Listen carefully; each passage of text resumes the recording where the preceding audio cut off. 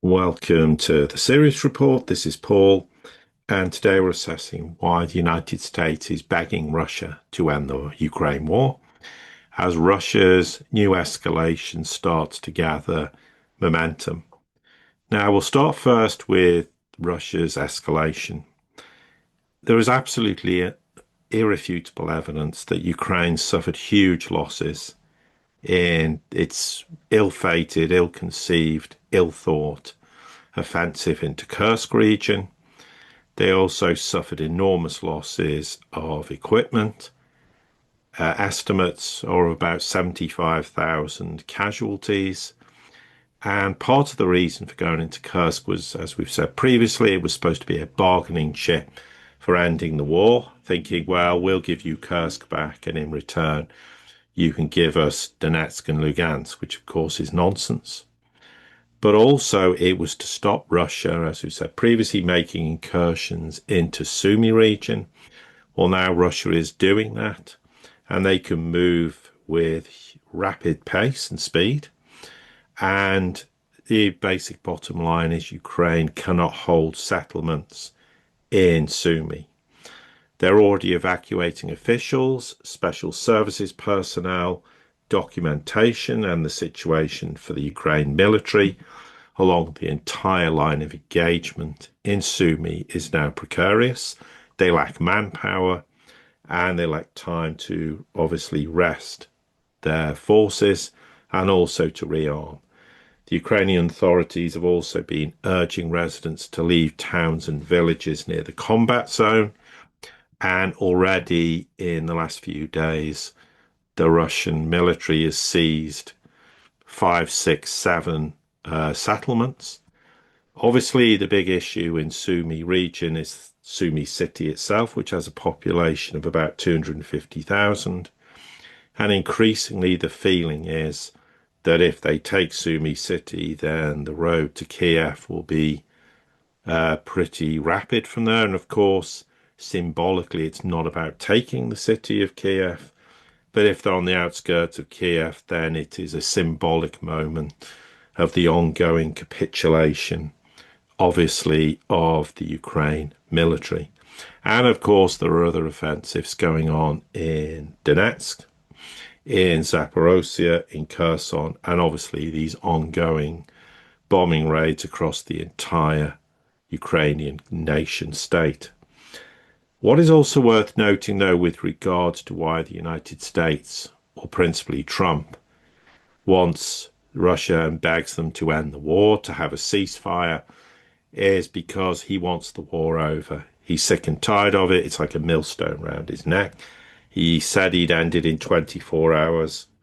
And here we are, many 24 hours later, still nowhere near in that position. And of course, it's not going to happen while there's these intractable positions between the Ukrainian side of how they think the war should end, and of course the Russian side. But amongst all that, of course, the primary driver in the West to continue the war is not because they know they can defeat Russia. They know that's impossible. It's not because Europe's going to wage war on Russia. That's absolutely preposterous. Europe has got nothing to fight the Russians with, and if it goes to war with Russia directly, that's World War III. And the United States will stand back and leave Europe to face its inevitable, rapid, swift demise. The real problem with the Ukraine war now is the primary driver to continue it is because of the enormous sums of money that have been stolen, that were supposed to be earmarked for Ukrainian people and for the Ukrainian war effort. And those stealing the money don't want that gravy train to stop. And those are elements, obviously, in the West and also elements within Ukraine itself. Trump obviously wants the war to end, but he doesn't want the United States to be looking like they effectively lost the war. And there's a world of difference between wanting the war to end, but wanting it to end on the terms you think is going to make the United States look good and there won't be any blowback on his administration. But what is he doing in the meantime? continuing to provide arms to the Ukrainians and providing intelligence. Therefore, his administration now does own the war from a US perspective. If they hadn't done this, then yes, they could have apportioned blame on the Biden administration. As ever, Trump is totally ill-informed about any developments that are going on in Ukraine itself. Yes, he's very unhappy and embarrassed with Putin, but also realizes further sanctions will only prolong the war. And it's back to the point as well, of course, that if you support Ukraine, as far as the Russians are concerned, you are an enemy of Russia. And that is the position with regards to the United States, something Trump still doesn't understand, and neither do other US officials. It's increasingly clear, as far as the United States' position goes, there's a whole bunch of people with different ideas saying different things with no joined up thinking. They all have different reasons for wanting to end the war, but equally, there are those who are in a position talking about wanting to end the war, but are equally mindful that those who want to continue the war, both in Ukraine and in the United States, and elements in Europe, of course, and in the United Kingdom, are not those that you want to cross swords with if you want to have a long-term political career in the United States. This is how Western politics works. If you upset those who are making decisions, then your political career will be short-lived. And for some of them, the political career is also a nice gravy train that they don't want to have to get off. Now, with regards to the issue of Trump or the Trump administration or elements begging Putin to end the war, they want this ceasefire because then it looks like a win for the United States. But the problem with that is there are these elements who don't want this war to end. They want more sanctions imposed on Russia. They want to see on endless escalation. Because whilst that carries on, more money that's supposed to go to Ukraine. Some of it does, and the rest of it doesn't. And therefore, what is their incentive to want to end the war? But this war itself now has got nothing to do with Russia being defeated, because they know that's not going to happen. They know Russia's won the war, but while the gravy train's still possible, why do you want to get off it? Now, with regards to this proposed meeting between the Ukrainians and the Russians in Istanbul on the 2nd of June, at this point, when we recorded this, Ukraine has not agreed to attend the meeting at all. They said he wants to see the document detailing Russia's proposed terms for a ceasefire before sending another delegation to Istanbul, whereas the Kremlin knows full well it's backed Ukraine into a corner because it is now making Ukraine look like the party who is not prepared to enter discussion. Does Russia seriously imagine these discussions are going to change anything? Absolutely not, as far as they're concerned. There is going to be no agreement in any way, shape, or form to implement a temporary ceasefire on the basis of a whole bunch of conditions or a long-term peace agreement. This is simply not going to happen. So, yeah, the Ukrainians can sit there and make all kind of statements that we're not. This has to be a meaningful meeting, and there must be a clear agenda. And they might talk like they're serious about this, but in essence, from the perspective of those who are negotiating and those in this Ukraine government that really doesn't exist anymore, they're just doing what they're told to do. In essence, they're being told the war doesn't end because there are elements in Ukraine who want the war to continue. Hence, we're back to the whole issue of the gravy train. So therefore, it's no surprise that the Ukrainian officials are not confirming they'll take part in these talks with Russia, slated to happen on the 2nd of June. Now, of course, the Americans claim they've received a term sheet from Ukraine, but they shared it with the Russians. No. Russia continues to work on this term sheet. They're drafting this memorandum regarding this future peace treaty, defining principles of settlement, the timeline of potential peace agreement, and a possible ceasefire for a limited period of time if relevant agreements are reached. Apparently, once that referendum's ready, then it will be transferred to Kiev. And really, from Russia's perspective, Kiev should do the same and send their draft to the Russians. But let's look at the reality of this. Russia's conditions for ending the war in Ukraine include now a demand that Western leaders pledge in writing to stop enlarging NATO eastwards. There are claims it includes lifting sanctions on Russia. I don't think Russia cares about sanctions. In fact, the more sanctions you put on Russia, the quicker Russia develops its economy and its financial system in hugely beneficial ways. So, from the Russian perspective, keep the sanctions on, in fact, add to them, because it gives us more momentum to make huge policy changes that business, commerce, and the people will be then have to absorb, have to initiate those big changes, which they should have done years ago, but were too lazy. The war changed all that. And now this is hugely beneficial to Putin and the Kremlin. But I absolutely can see why Russia wants a written pledge by Western countries not to enlarge NATO. So that would be ruling out membership not just to Ukraine, but Georgia, Moldova, potentially in the future, because, of course, the United States has eyes on the Stan republics. That would include those as also. But Putin realizes that in order to get a peace deal, there is no way Ukraine's going to agree to any of this.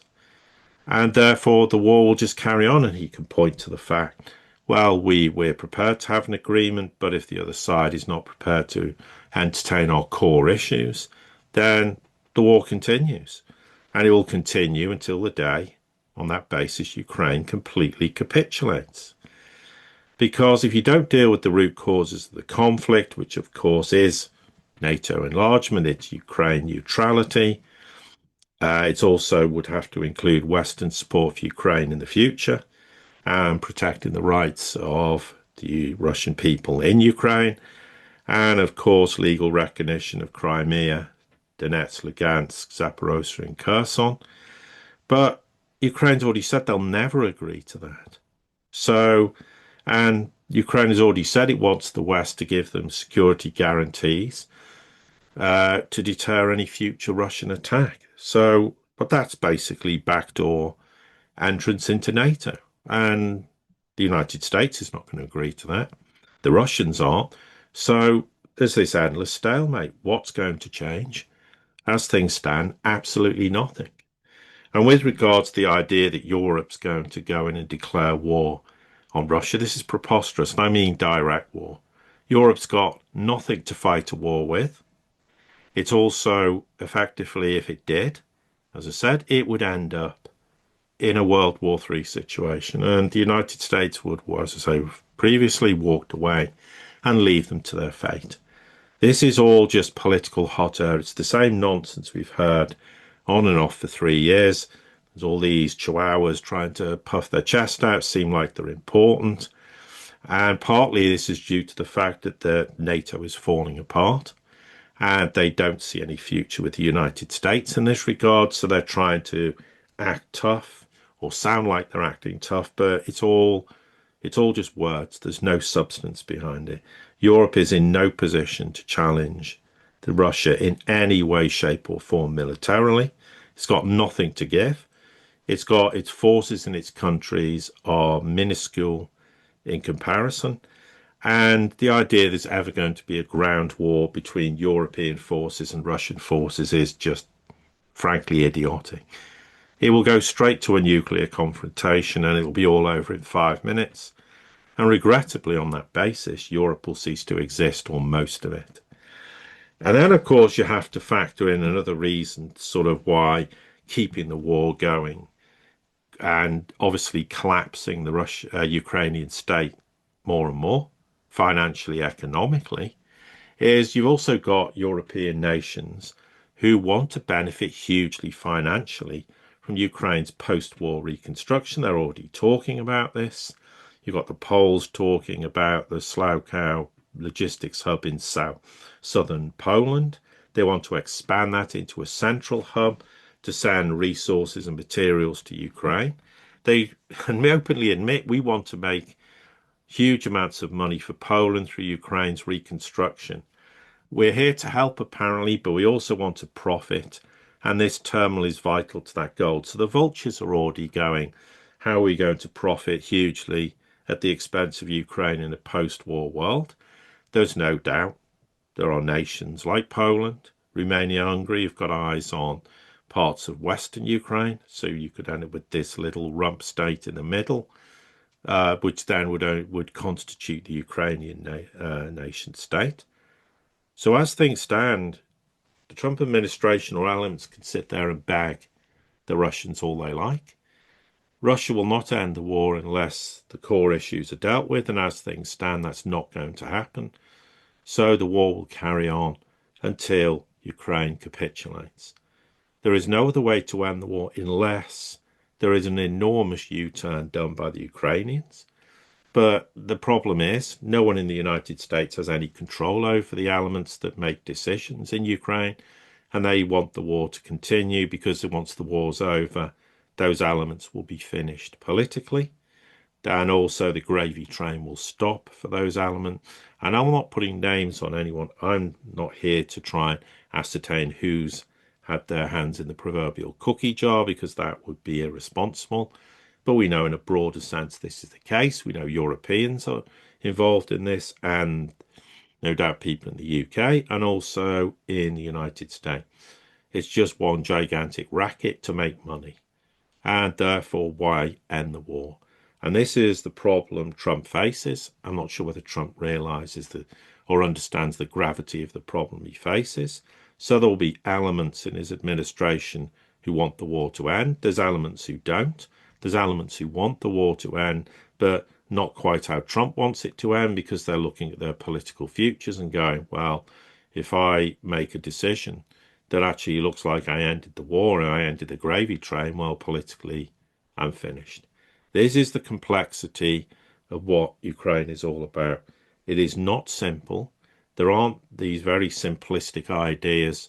And another one is the United States wants to end the Ukraine war so we can go to war with China.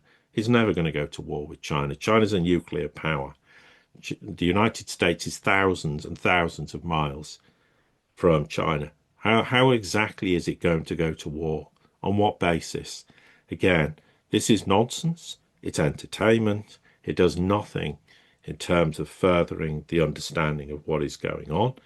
But Ukraine is an immensely complicated problem, and there are different elements with different ideas dotted all over Europe, in the United Kingdom, and in the United States, and in Ukraine itself.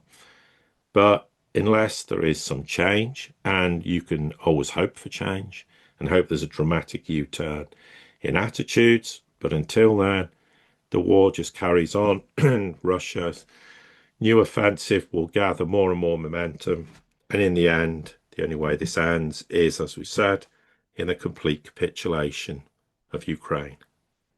And with that, we end this podcast. Thank you very much for listening, for all your ongoing support. Please like, share, subscribe, comment, spread the word, because in this world, never has been informed been more important as opposed to being entertained. With that, I'll say goodbye.